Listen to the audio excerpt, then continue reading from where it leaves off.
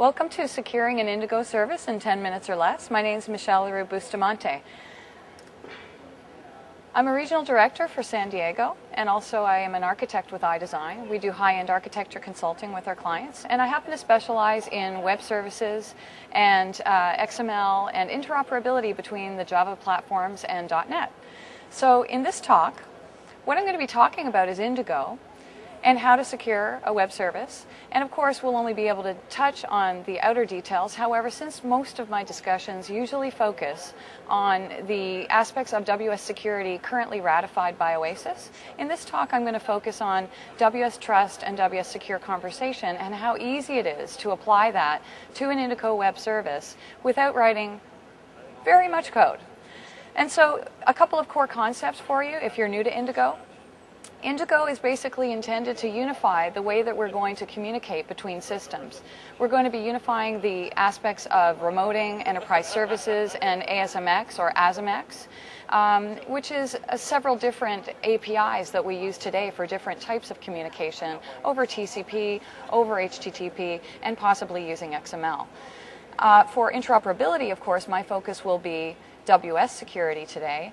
And before we can actually work with an Indigo web service, we also have to do a few things. We have to set up an endpoint for our service. We have to describe the address of the service and its contract. The contract, of course, will represent the operations that we're going to execute, and it will define the data types that we pass between the service and the client. In addition, we're going to define bindings and behaviors for our services, which are new concepts in terms of how we've decoupled the behaviors with Indigo from the past, what we're used to with WSC 2.0 and soon coming 3.0. So with bindings, what we're going to be doing is defining the communication stack, and we'll be using HTTP for this example, and we'll be using WS profile. And in addition, we're going to be using behaviors to modify the communication slightly by providing a token on the server that can be used for two-way communication in an encrypted and signed manner. So I'm going to get on with the demo.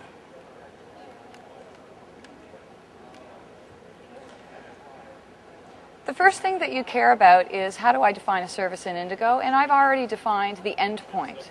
The endpoint is the .svc file. And so you can see this @service attribute that's been applied to the .service file, but it also ties to the class that's going to define the actual service. The class has already been defined as well, although we have yet to secure it. So what you can see here is a couple of things. First of all, an Indigo service requires an interface. The interface has to be decorated with the service contract attribute, which will provide, among other things, a namespace for the actual communications, and also define that this is actually a contract for a web service endpoint. In addition, we're going to have an operation contract. The operation contract will define the actual methods that will be part of the service operation list. In other words, some public methods may not be actually part of the service operation list. In addition, we have to define a service. So my calculator service here is a class that implements the iCalculator interface. And notice that unlike in the past, we no longer decorate the actual service class with the attributes that we did in the past to indicate that it's part of a WSDL binding. In fact, this is now defined in the contract. Now that we know we have a service, the things we have to do is, for example, go into our web config and define those three aspects of the service that we discussed briefly before. And that is, I have to first of all describe my endpoint, which is part of the services section of the web config. So let me go ahead and grab that so we can first see how we piece by piece build the actual XML configuration. And so you can see this service endpoint points to the calculator service class. And you can see that the endpoint address has actually a binding called WS profile binding. And this indicates we will be using WS profile, and more importantly, that we will be securing the service with this binding. In addition, I'm going to be customizing that binding, which is why I've provided a binding configuration. Contract type indicates what the contract or WSDL contract looks like. Next, we have to specify our actual binding, and I'm going to be customizing the binding therefore go into the binding section and provide a customization to the WS profile binding that indicates we're using authentication mode username. In addition, I've specified security over HTTP. This could also be, instead of username, certificate-based, but what we're going to be doing is secure conversation using derived key tokens from the username just to demonstrate something different from what we usually see discussed.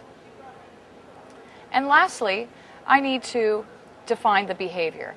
So the behavior I will place in the behavior section, and this is purely to decorate further the communications with the service. For example, providing administrative details like what is the public key on the server side that can be used for encryption. So you can see I've identified that here. Now that I have my service, let's go ahead and compile.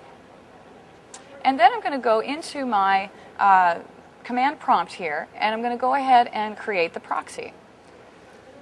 So this is going to generate, for my client application, a proxy that we can use to call the service that will actually use all of those bindings, automatically configure in an application configurations file on the client side the details we need to invoke the service.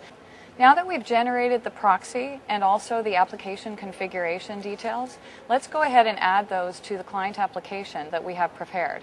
So my proxy, I'm going to go ahead and right-click and include that in my project. In addition, if I refresh the files here, you should see an app config that's been generated.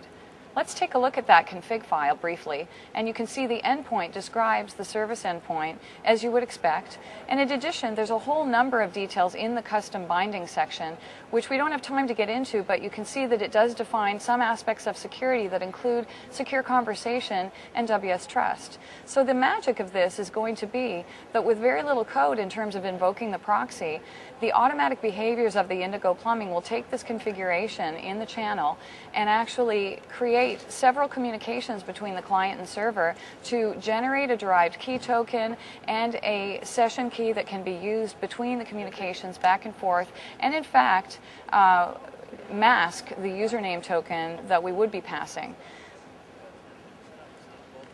And so in the client application, my form has already the code to call the service. I'll briefly show you that there's very little to this code. The configuration says to create the proxy and then to configure the channel with the username password, since we've decided we are passing a username password to generate the derived key token. Other than that, we're simply calling the proxies method, which represents the method on the service side, which is the add calculator method. Now, one thing that's missing is I do need to provide a name for my configuration. So if I flip back to the XML configuration file, you'll see that the endpoint currently does not have a configuration name. So I will type in a configuration name equals default. And that will allow it to load that configuration for the endpoint. And so with that, I can compile my client. And now that it's been compiled, we'll just verify we have no errors. So the output window indicates we succeeded. And let's go ahead and run it. Now, I've pre-configured this to use the administrator and password for the machine. So this is actually using Windows authentication by default on the service side. And I could modify that to use a custom database, but in this case we don't have one. So you can see that the method was successful. Let's go ahead and take a look at my logs, and what you'll see is that I'm actually tracing end-to-end each message, which is another feature of Indigo. And in the final message, my return value, as you can see, came back with the body response, and that's fine. If we take a look at the message that was sent to call add, there's a whole number of details in here, which is pretty amazing given the amount of code we wrote. So, for example, all of the WS addressing headers have been added and signed with the derived key token. If we scroll down a little bit, you see that there's a security section that has the timestamp required, and instead of seeing the username token in an open format, what we have is a security context token that was generated through a series of WS Trust secure conversation communications between the client and server, and in fact the server acted as a token issuer as well. And so you'll see that this security context token is what's used to reference and actually sign all parts of the message. And if I added another configuration, I could also make it encrypt. But in this time frame, we actually don't have time to go through that. So what I will leave you with is just to prove that this won't work if I change the username and password, and you know that I'm really calling the service with the administrator. We'll see that an exception should happen if I actually change the password here. And you'll know that then the secure conversation doesn't work unless I actually have initially passed a valid username token. So I hope this gave you a quick taste of what Indigo has to offer. There's a whole number of other things that it does as well, like for example, WS metadata exchange and other types of federated communications.